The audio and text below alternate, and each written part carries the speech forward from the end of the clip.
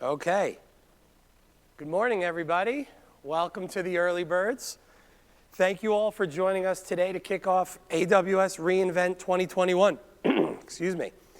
It's amazing to be back in person in Las Vegas after what's been a crazy 20-plus months for all of us. While companies like AWS have literally enabled us with the ability to keep working remotely, there's just a palpable energy and excitement. You probably saw it as you were walking down the halls here, of just being able to see people in person, you know, life-size, three-dimensional people, not just 2x2, quadrants on Zoom or Chime. And I'm personally excited to be here today to learn about new and innovative technologies and use cases that I think we can all take back to our respective companies immediately. So thanks for joining us. Let's see if this, sorry, is this? Little difficulty, bear with us.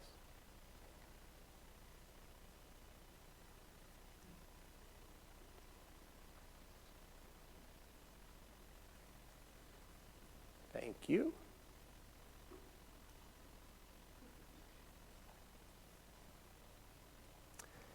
So I'll keep talking while we're trying to fix the slides. But Wipro and AWS have had a long history of working together. It's been over 10 years already that we've been working together to deliver cloud services to our clients. And we at Wipro have had a front row seat to see the evolution of AWS's cloud services and our clients' adoption of those cloud services as we've completed more than 250 different customer launches. Aside from that, we've actually created a whole inventory of AWS-specific solutions, both horizontal and industry-specific accelerators and solutions purpose-built on the AWS platform. And we've got global capabilities with over 25,000 people across the world working with AWS technology. Hopefully, the PowerPoint technology will come up. Bear with us. Full disclosure, AWS is not the owner of PowerPoint. A small company nearby them is. Not working? I can just manually do it if you want.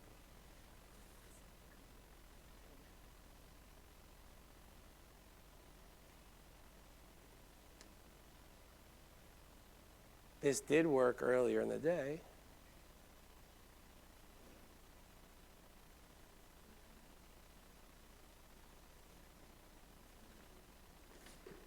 Okay, thank you very much. Okay, as I was saying, Wipro and AWS have an extensive decades-plus relationship, and we've really had a front row view into the ongoing evolution of cloud adoption. We're not just an AWS premier consulting partner.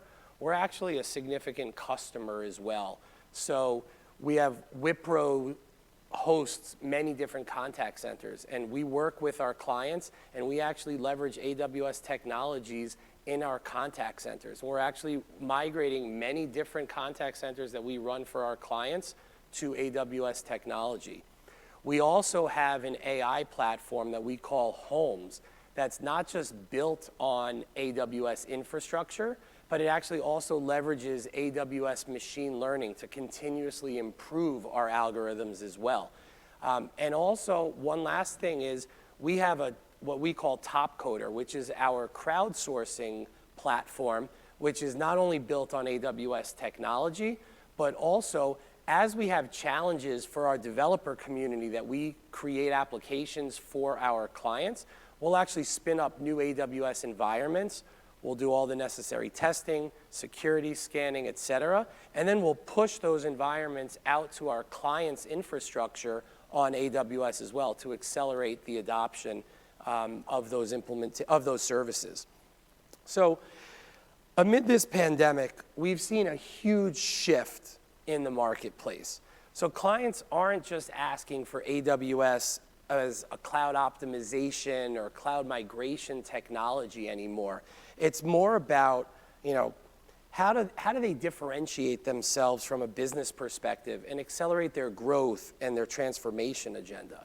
So today, I'm proud to be here to introduce you to two of Wipro's valued clients, BP and Magellan Health. These two industry leaders are great examples of the old, or maybe not so old, adage, come to the cloud for the cost savings and stay for the innovation. Both BP and Magellan have partnered with Wipro and AWS to unlock the true promise of cloud as an innovation platform to make a sustainable difference for our planet and to become a data-driven organization to create better ways and opportunities to serve clients.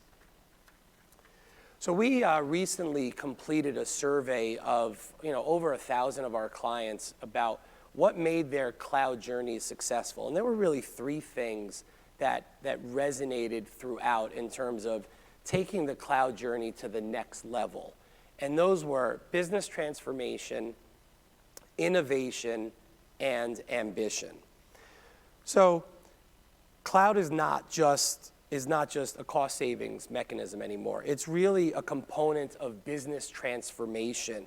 And Cloud 2.0, which is really, I think, where we all agree we are right now, is about enabling innovation and business acceleration and providing superior customer experiences and connected insights. From an innovation perspective, our projects start, or the most successful projects start with vision and leadership. And we routinely work with AWS to quote unquote work backwards with our clients to understand what their vision is and what their roadmap should be for leveraging cloud technologies and integrating them into our client's environment. And then from an ambition perspective, you need to think big and bolder. We're very strategically focused on business outcomes and achieving tangible business values for our clients. But there are also many business outcomes that are not at a business unit or even a project level, that's more at a corporate-wide level. And what are our clients' larger ambitions, and how can cloud help them achieve those ambitions? And today, both of our speakers have stories of the loftier goals of their client programs, a commitment to the planet by becoming a net zero company by 2050 or even sooner, and improving the lives of patients. So from a sustainability perspective, sustainability is a core tenet of Wipro's business, both in terms of the services we offer to our clients and in how we operate. For almost 2 decades, Wipro is engaged in climate change mitigation work. And earlier this year, we were proud to commit to achieving net zero greenhouse emissions by 2040 and an interim step to achieve a 55% reduction by the year 2030. Additionally, we were just named to the Dow Jones World Sustainability Index for the 12th year in a row, and we were actually only the 9th IT services company accepted into that index after Dow Jones assessed almost 3,500 different companies. So we're pretty proud of that. So we really are embracing the role of change agent and both empowering our clients and our partners to embark on their own decarbonization journeys towards a sustainable future. We're doing 3 things at Wipro that everybody in this audience can do effective immediately. 1, reducing carbon emissions in our own operations. 2, exploring new business models such as investing in joint ventures, investing in carbon offsets. And then 3, driving industry standards and developing technology solutions to address sustainability. From a healthcare perspective, we've been working with our clients across the behavioral health and healthcare space to improve the customer experience for their members, for their providers, and for their third-party administrators, trying to make the complex payer-provider landscape more efficient and fair. And Magellan has laid the foundation from an efficiency perspective and is now on a journey to layer in additional capabilities as well around care management, case management, waste, fraud, abuse, et cetera. So with that, let me introduce you to our speakers. Keisha Garcia, VP of Digital Foundations Programs at BP, and Manohar Chandra, Senior Director of Analytics at Magellan Health, to share a little more about their cloud journeys. Due to COVID rules, we're going to have Keisha come up, and then I'll step off this way, and then Manohar will join us afterward. Thank you, Jason. And hello, let me see, is this clicker? Okay. It should be working now. All right. Keep going. So as Jason said, I'm Keisha Garcia. I work for BP. I'm the VP for Digital Foundations, and I'm sure you guys are wondering what is Digital Foundations. So essentially, I sorry about that. I think we got there. One more. There you go. All right. So from a Digital Foundations perspective, what that actually is my team is responsible for all of the delivery, be that facilitation of that delivery and or providing capabilities or resources to do and or lead delivery for all of our enterprise investment activity that happens. And that would also include, we provide operational support for our rigs, as well as all of our major capital programs and our platforms. I also handle our M&A activity and any execution from a digital perspective in reference to those things. But I know largely I'm known for doing and delivering our cloud transformation activity. And that's what I'm going to take you on and talk to you guys about today, is just around our cloud journey and how it first started from the standpoint of trying to do what we were doing, why we were doing what we were doing. And initially, this started out as a journey for us to reduce our fixed cost. And it was not necessarily focused on all of the things that we eventually learned and the innovation and the things that we could do. It was, again, initially just really focused on how do we reduce our fixed costs. We had 8 large mega data centers across the globe, 4 in the US, and the others in Europe and Singapore. So therefore, we really needed to understand what do we need to do to reduce that. Across that space, there was around a little over 10,000 servers, a little over 7,000 application instances, and everything was all of our infrastructure was either at end of serviceable life or nearing end of serviceable life, our operating systems as well.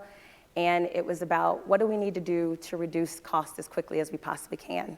And so initially, it was focused on a lot of IT for IT and not necessarily getting our business involved and bringing them along for the journey. There was quite a bit of start, stop, and then stop some more, and then start again. And so it was basically around 2013, we started out experimenting, and it wasn't until, I want to say, 2015, 2016, where we really started to get focused and strategic around what we were going to do and declared that we wanted to be a cloud-first organization and really focus on cloud compatibility across our overall estate. And once we did that and started to really look at the total cost of ownership, what does that mean for our business, bringing them along for the journey and getting input into what does that mean for them, that is when we really started to hit our stride and started to really shape out what we were going to do around cost, who we were going to partner with, who we were going to use, who we were going to work with to really make this happen. And once that happened, as you can see, the timelines here indicate, we did our phase 1, which was really a focus on our Americas data centers, which was a little over 1,800 applications, about 4,000 servers or so. And that was the focus on our Houston presence, which really covered a lot of our Americas trading and quite a bit of some of our legacy upstream seismic data and other things that were within those particular data centers. And as you know, trying to move and migrate people onto cloud, doing that at a mass scale, especially when we have our business and operations to run, is difficult. It's difficult because people, one, they need to understand the value of it, how do you actually do what you need to do and do it within a time frame that makes sense, as well as what is the best approach for you to take? Should you do this one at a time, one application suite at a time? Should you do this just one data center at a time? How do you get the right capabilities? What are the right capabilities? So there was quite a bit of analysis and things that we needed to work through before we decided to really focus on what our partnerships were going to be and focus on who had the right capabilities across the space, which again, partnering with both AWS, Wipro, and several others, that's where we ended up finishing out our phase 1 migrations with quite a bit of transformation, not just lift and shift and migrating to the cloud. We had to shore up our end of service life estate and mitigate our cybersecurity risk that was there as well as how do we do this in a cost-effective manner, and again, bringing everyone along for the journey, given the fact that it is our business assets that they're using to do their business. So with that, again, we were able to successfully finish our phase 1 agenda, closing down our Houston data centers, which were our two data centers, leaving us with the 6 remaining. And around 2018, we really started focusing on how do we do a bit more transformation? How do we start to leverage the AWS platforms and the capabilities in cloud, really starting to do more than just your basic migrations and really providing the benefits to our business that they need and being able to speed things up a bit. And that's when we started having conversations with different partners, and AWS took our partnership to another dimension by bringing in their resources and partnering with us, as well as with Wipro and our team for migrations. And we were able to really, really scale and really get things going. And from a design perspective, figure out what do we need to do to get us to that next step down our roadmap for our applications. And once we did that, that really took off with our European data centers, which were the 2, which were pretty much our larger data centers, our largest data centers, where we had quite a bit of our large book of business across the globe within our particular data center.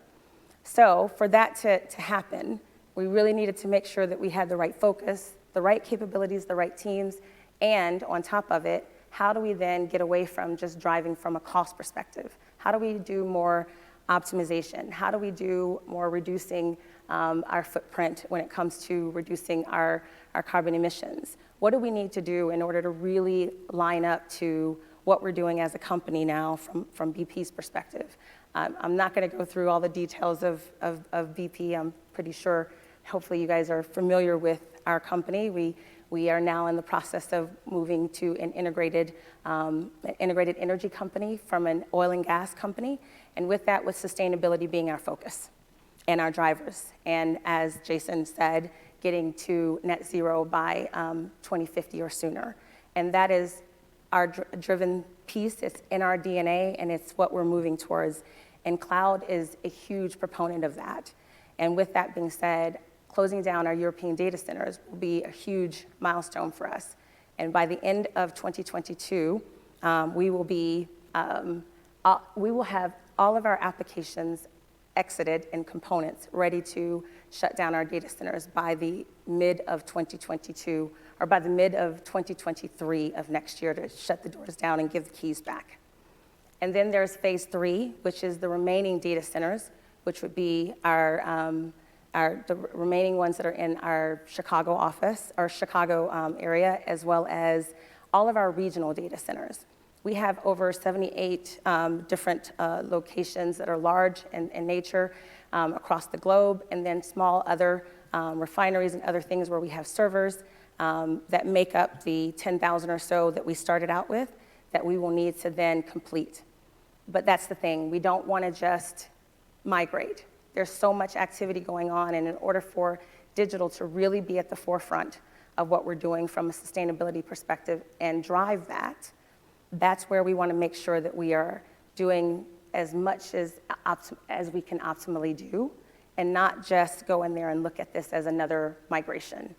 This is about how do we bring sustainability to life for people? How do we make sure that we are bringing in all of the aspects that we can to drive what we need to and provide the enablement for our business to be able to do what they do best.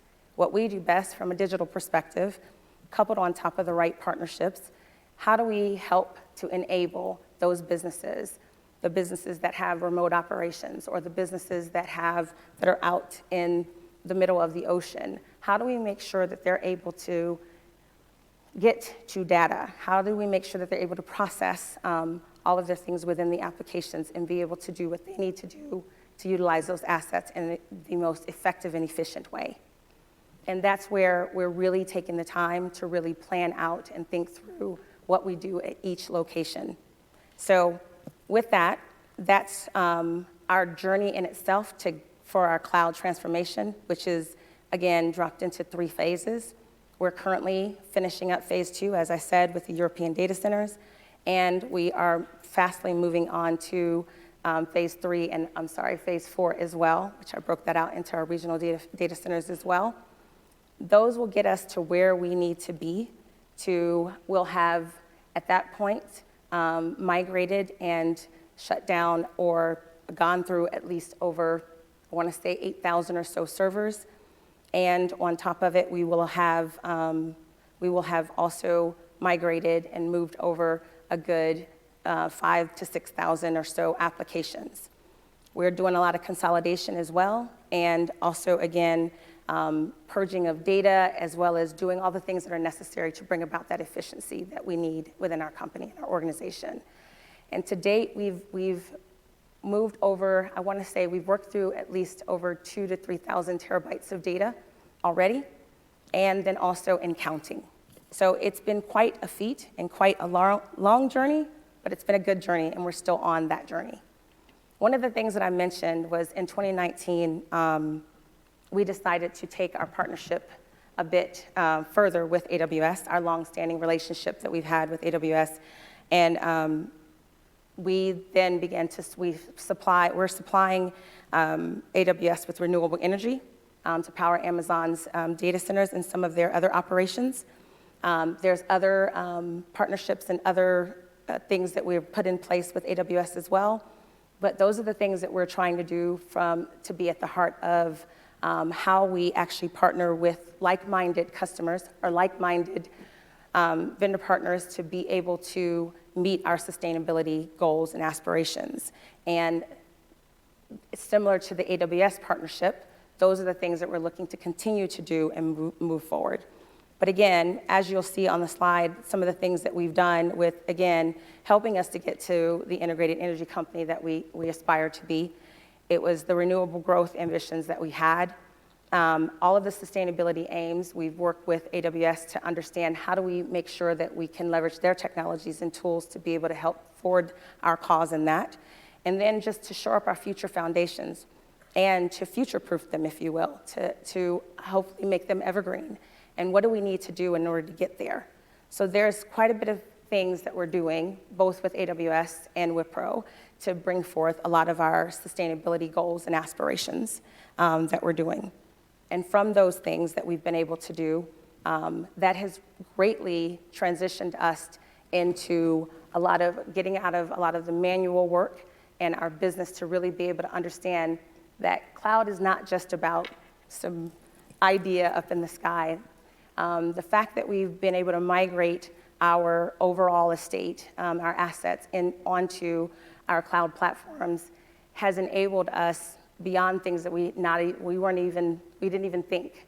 Just as, for example, when the pandemic came about, we had positioned ourselves in a better position than we ever imagined that we would be in, because we were able to accelerate our migrations and move to the cloud. Once the pandemic hit, it made it a lot easier for us to be able to work remotely and to be able to access all of our applications from wherever, as long as there was internet connectivity and all of the things that we needed.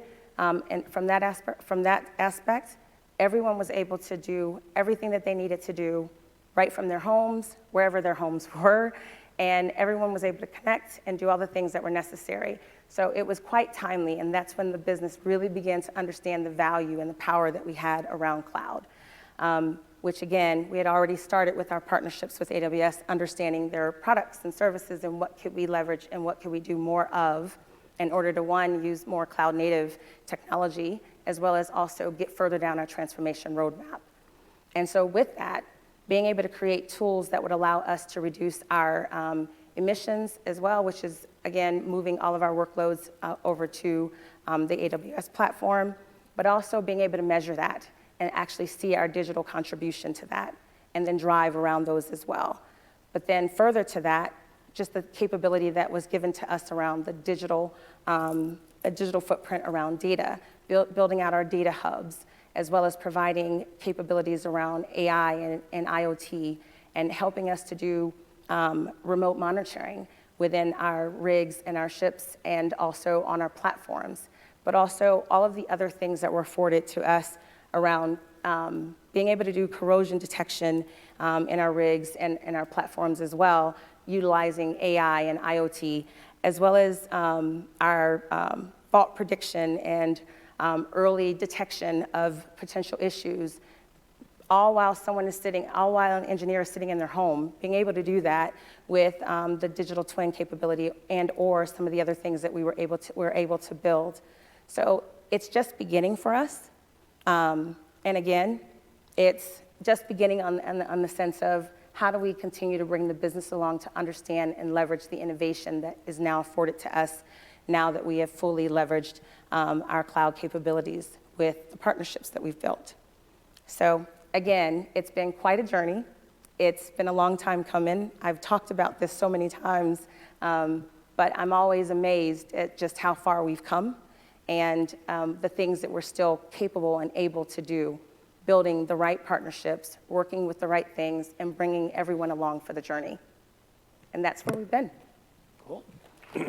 So I'll turn it over to... Yes, thank you very much. Yes. We'll have you back up on stage for our chat afterwards. Yes, and I'm going to grab a water.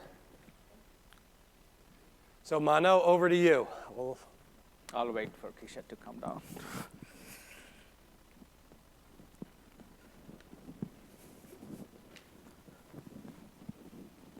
Thank you, Jason. Thank you, Keisha. It's very good to know that what you guys are doing in BP. So, my name is Manohar Chandra, and I'm the senior director in data analytics team for Magellan Health. So, for the people who doesn't know what is Magellan Health is, we are one of the fastest growing PBM, pharmacy benefit manager in the nation. And we are also the pioneers in the specialty drug program, where we provide and dispense the drugs for these specialty drugs to the rare health conditions. And we're also in the industry leaders for providing the Medicaid solutions for various government agencies, ADAPs, AIDS drug assistance programs across the nation. In fact, we are one of the biggest player in the Medicaid government programs, where we serve almost 26 government clients and millions of patients across the nation. Not only that, we are also providing health care to employees groups and health plans across the nation. With that, we're not only providing the pharmacy solutions, we are also providing, rebate solutions to the government clients. So that's about Magellan Rx, and the challenges that we faced during our cloud journey and why we decided to move towards the cloud is one of the challenges that we had is prior to this year, we had 3 different data warehouses. We had 3 different adjudication systems. All 3 adjudication systems are generating a wealth of data, and they're going into 3 different data warehouses. One data warehouse is in a SQL Server, one is an Oracle, the other one is a Netezza. So we have different kinds of data centers, data warehouses across the company. And this caused a lot of redundancy. We get data from different agencies like FDA, and we also get Medispan, and there are like some other clients that are sending us the data, HMS. So all this data is going into these 3 different data warehouses, and it is causing a lot of redundancy. And another challenge is like all the data in the in data warehouse systems are stale data. What does that mean by, I mean by stale data is like, we have 300 nightly Informatica jobs, which runs and replicate the data from our live adjudication system to the data warehouse. As you all know that, data is one of the most important asset that we have, right? Apart from the people that work in the company. So when you're looking at the data and making the decisions, which was 24 hours delayed, you are actually looking at the supernova that was exploded like billions of years ago. So that gives a lot of insight, but it is not going to get you top of the curve. So what we were looking is like, we wanted to run data analytics on the real-time data, on real-time data. But the challenge with that is when you're trying to run your reports and analytics on real-time data, that is going to increase the load on your adjudication system, which you don't want to do that. So that's one of the challenges that we had.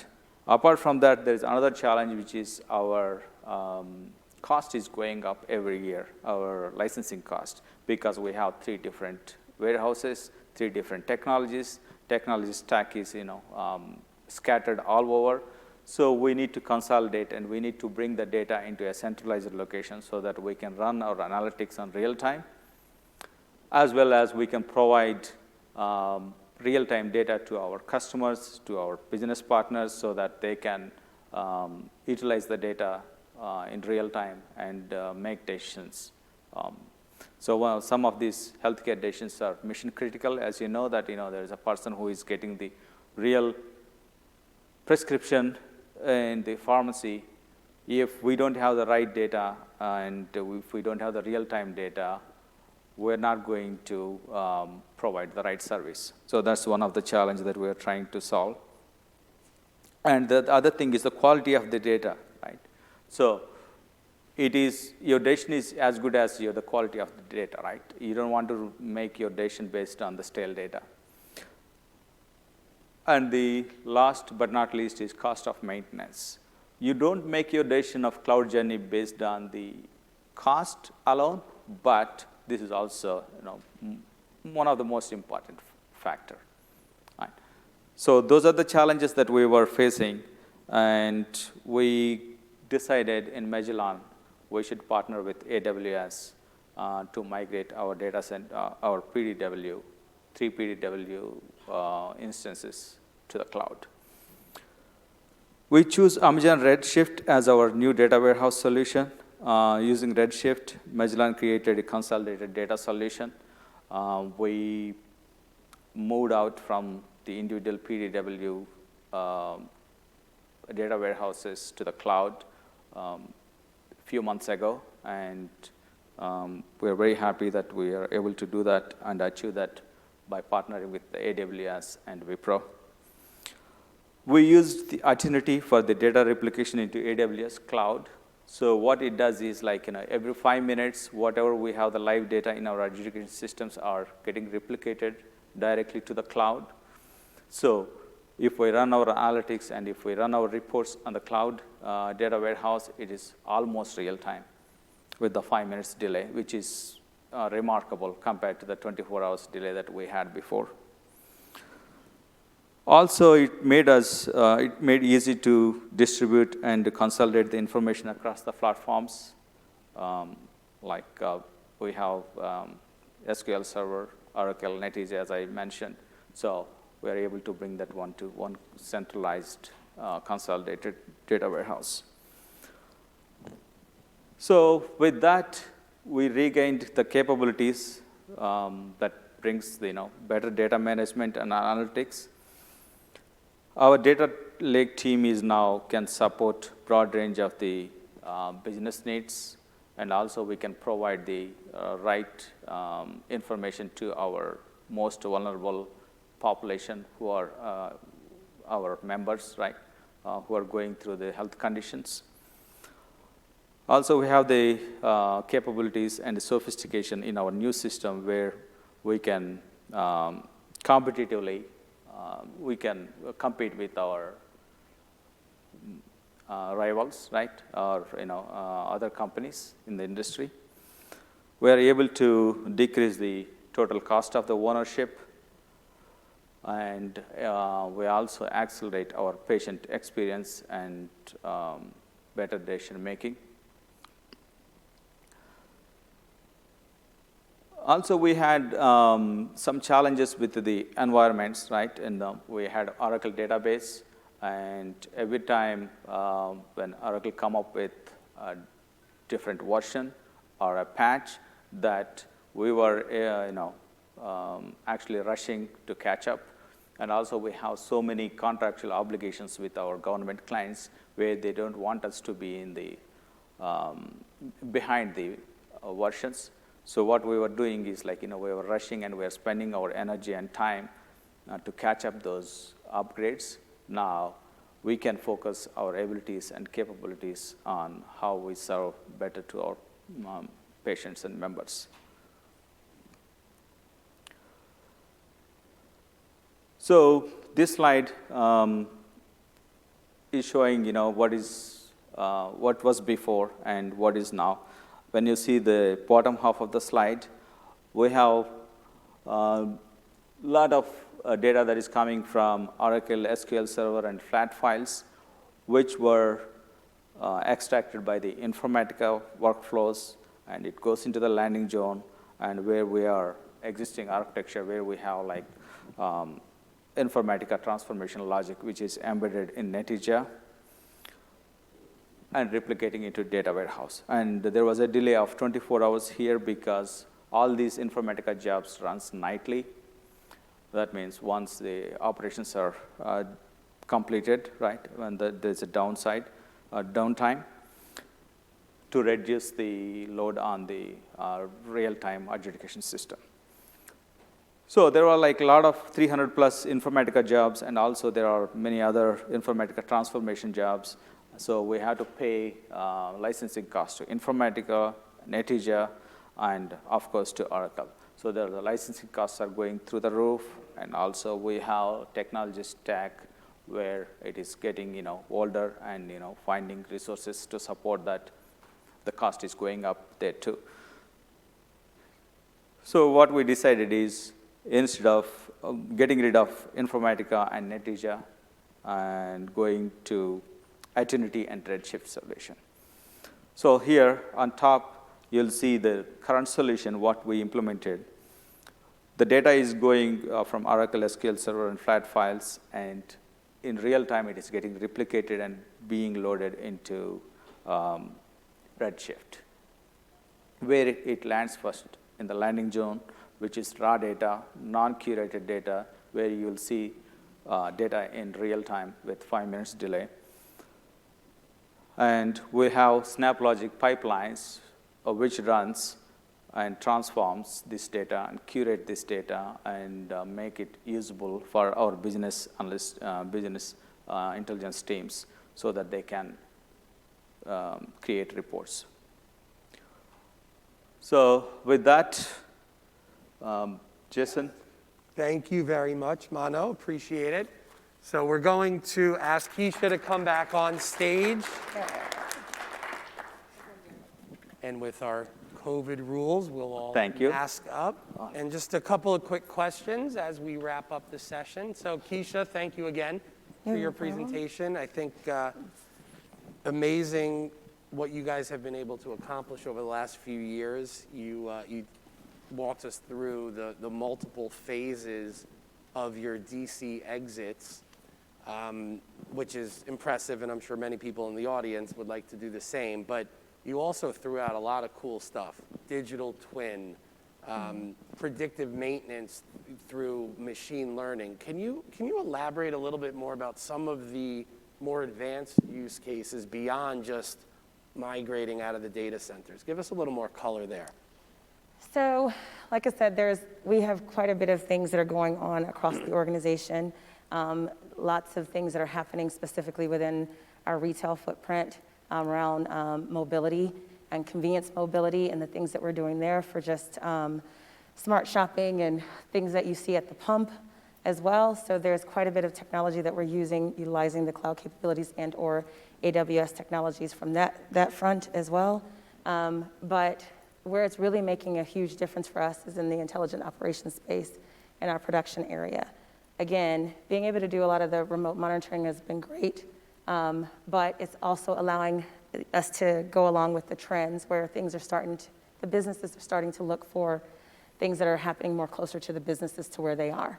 And therefore, wanting to be able to have that compute power and those things out remotely in some of the areas that are far away from and or that aren't near an availability zone.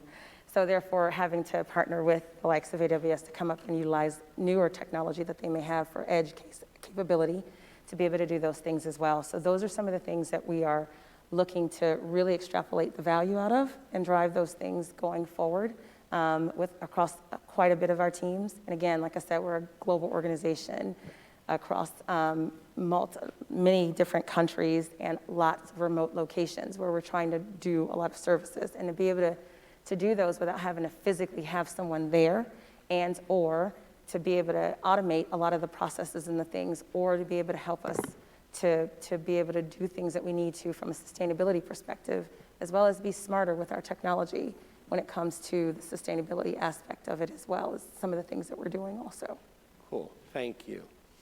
So Mano, you guys are about to be acquired by Centene.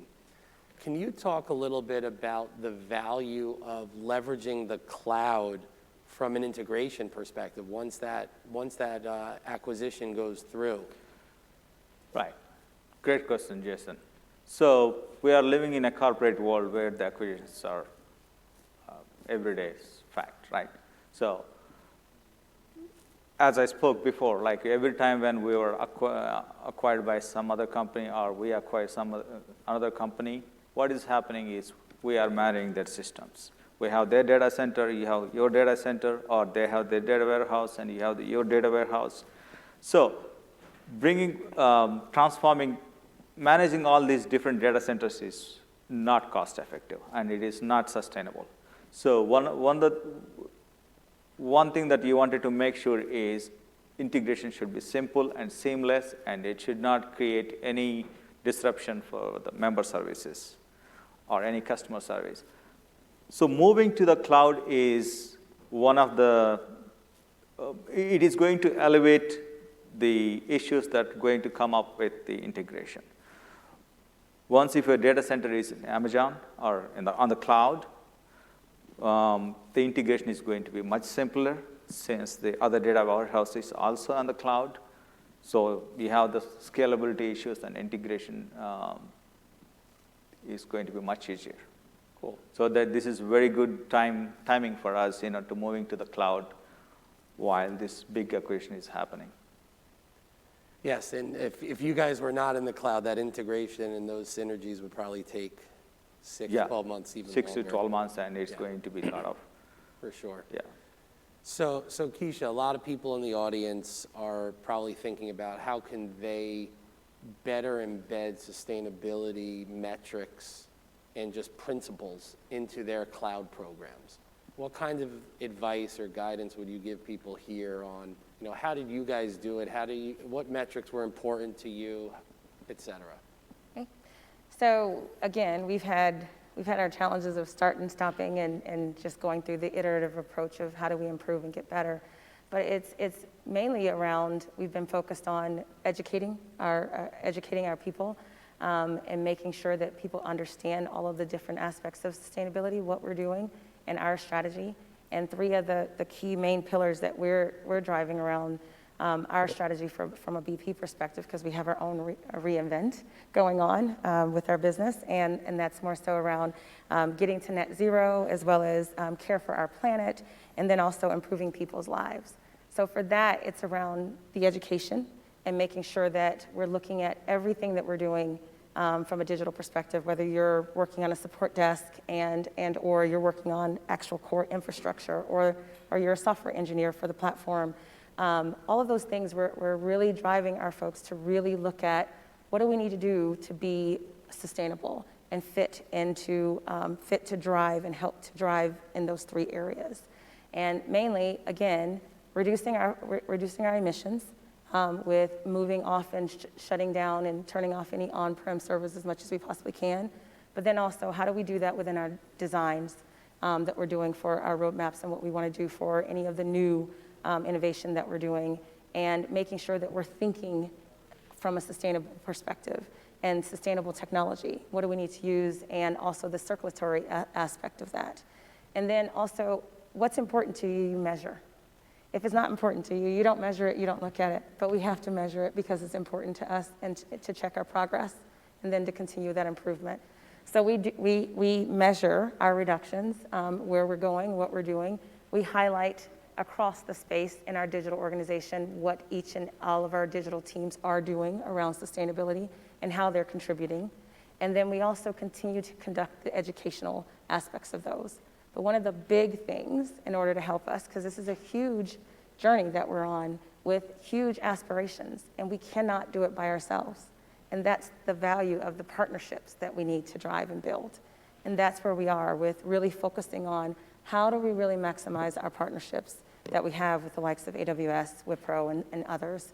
And what does that mean? And also making sure that we're very, very selective as to who we do business with, that they have the same like-minded objectives around sustainability, and that we can then bring those things together and help for all of us to meet our goals.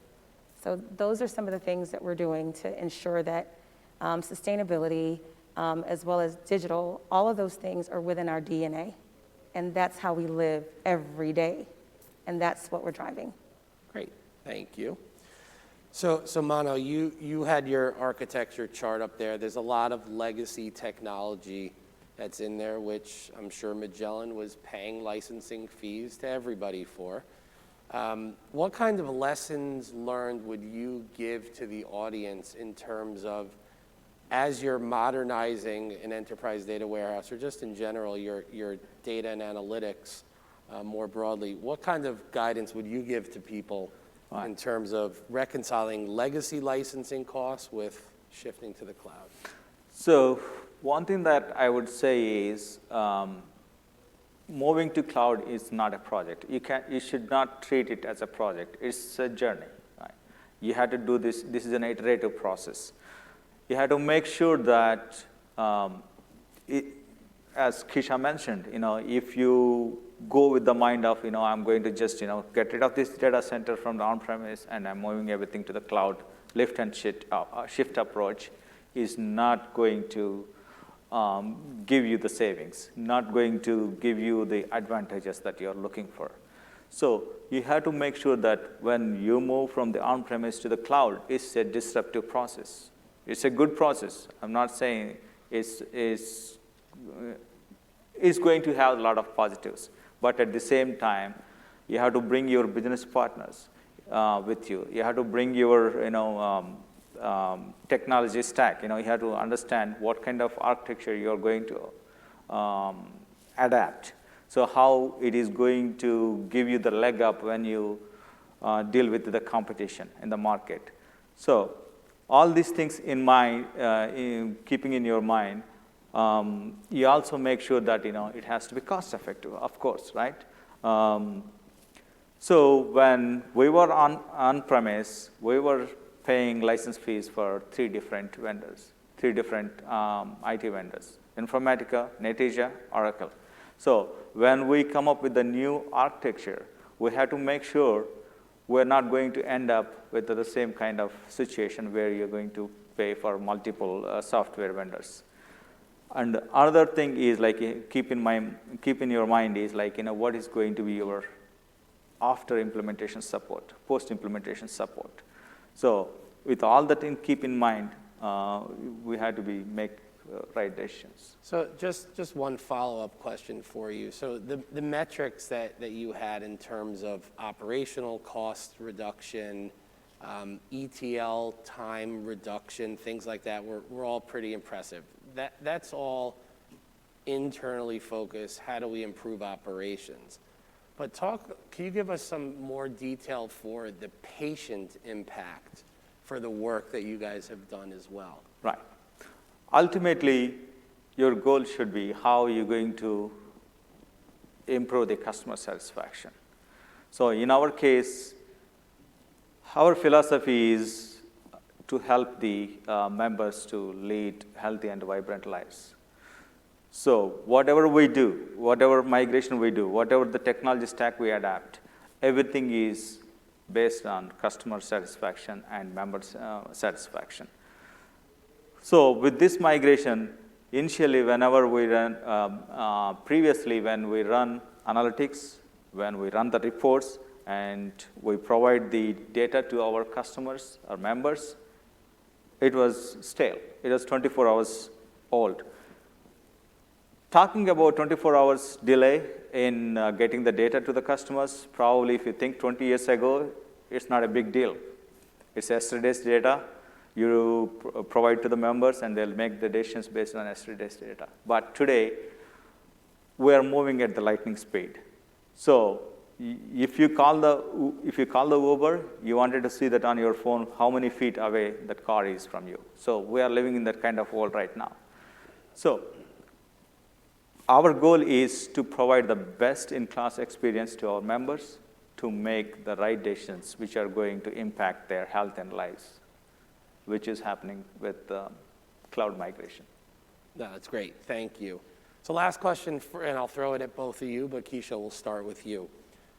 What do you wish, now that you're talking about a 5-year journey already that you've been on, what do you wish you knew now, back then that you knew now, that you could tell this audience, maybe think about that before you get started? Then I feel like it's been 50 years as opposed to 5. So a lot of the things that Mano was speaking of and things that we had to deal with integration layers across the globe, if you can imagine dealing with 10,000 or so odd servers, 6,000 or so odd applications, we've had to deal with licensing, all of those issues. So biggest thing though, I think we probably could be done by now had we done something a little different, was basically when we first started, just not looking at this as an IT project or a project in general. As Mano said, it's a journey, and bringing our business along is important. We're not a IT company. We're an integrated energy company. And with that, there's a business that we're running, and there's objectives that we need to meet around our sustainability goals and all the other strategic things that we're doing. And so for that, in order for us to do something at that scale, I wish that had I known, I would have gotten my business engaged and involved in owning the outcomes of what was going to happen a lot sooner than we did. That's when we were able to really take off, and that's the difference that you see between phase 2. It was us looking so narrow-mindedly at the one objective of moving to the cloud and reducing our fixed costs and not having any more hosting costs in our data centers, that we didn't think about how do we affect across our overall business, and what does that mean across that overall business, and how do we really become partners and able to enable our business to be able to do what they do best and for us to meet our overall goals. And when we started looking at it from that aspect, that's when things really took hold, because everyone started to understand this is why we're doing it. This is the purpose, and this is the part that I play in it, and this is how I can help to move this forward, and this is how it helps me to meet my overall objectives. Once we started doing that, that's when everything just really started to move, and people started to understand why we were doing it, what's in it for them, and everybody was along for the journey. So if I had to do anything over again, it would be to start from there initially, as opposed to going at it in a narrow tunnel vision way versus making sure that we are looking at it as optimally as we possibly could. You're preaching to the choir. I'm smiling underneath this mask. You just can't see it. So, Mano, how about you? So if you are new to the cloud journey, and if you are just thinking about it, like because everybody's moving to the cloud, the first thing that you need to have is the right partners who already traveled in the same path, right, as you, and who helped the other organizations to move into that path. So I would say, if I had to do it over again, I would partner with someone who is already moved in that path early on instead of, later on. So that's one thing. The second thing is, again, it is very, very important to talk to your business partners and make them aware that you're going to do this one, because there can be a legal and also basically it's the mindset change, right? So when you talk to your business partners, they're okay, you have the data on-premise, but when you're moving to the cloud, they will have so many questions. How about our security, right? Is our data is secure on the cloud compared to the on-premise? And what kind of guardrails that you're going to build on top of your data? Because data is one of the, is the new oil, as they say, right? So bringing your business partners together and also finding the right partner to your cloud journey is very, very important. Great. Mano, it sounds like you want me to be your new BFF.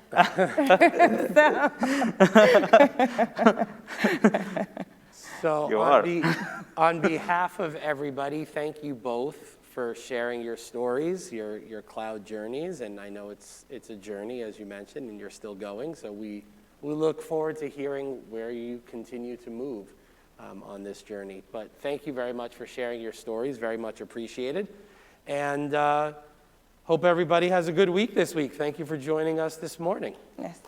Thank you. Thank you.